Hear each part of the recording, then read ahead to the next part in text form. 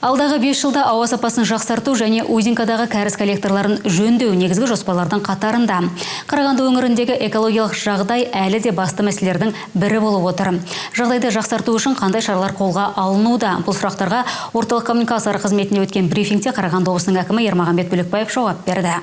Соңғы уақытта Қарағанды экологиясы нашар қалалардың бірі ретінде аталып жүр. Мұнда ауа ластануының деңгейі тұрақты түрде жоғары. Облыс әкімі Ермағанбет Бөлекбаевтың айтуынша, бұған көбіне пешпен жағылатын жеке сектор себеп. Бұл жағдай тарихи тұрғыда қалыптасқан. Аталған мәселені шешу үшін қалада кезең-кезеңмен газдандыру жұмыстары жүргізілуде. Уже большую Михайловку мы уже завершили. Үлкен Михайловка ауданын газдандыруды аяқтадық. Енді ескі әуежай мен Күнгей аудандарына көшеміз. Жұмыс қарқынды жүріп жатыр. Қарағанды қаласындағы экологиялық мәселені шешудің бірден-бір жолы газдандыру. Өйткені қала аумағында экологияны ластайтын ірі кәсіпорындар жоқ. Электр станциясы да қала сыртында орналасқан. Жуырда 2,5 мыңға жуық үй газға қосылуға мүмкіндік алды. Жалпы алғанда Қарағанды, Теміртау және Шахтинск қалаларында 9 мыңнан астам үйге газды таратушы желілер тартылды. Бүгінде 5771 үй газға қосылған. Жыл соңына дейін тағы да 3000 үй қосылады деп жоспарланып отыр. При этом еще Әлеуметтік жағынан осал топтарға да қолдау көрсетіп жатырмыз. Олар үшін газға қосылуға пайызсыз несие берілуде. Сондықтан менің ойымша алдағы 5 жылда бұл мәселе толық шешіледі.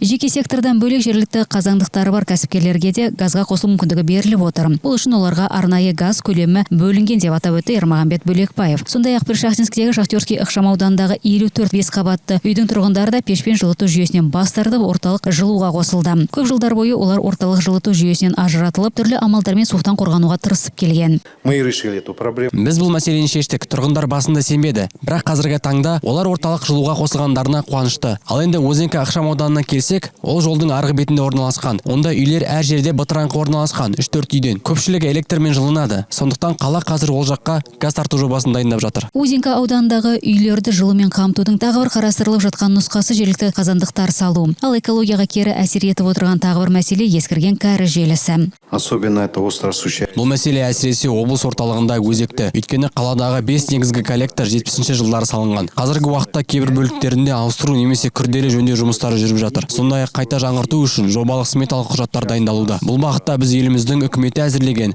тұрғын үй коммуналдық шаруашылықты жаңғырту бағдарламасына үлкен үміт артамыз.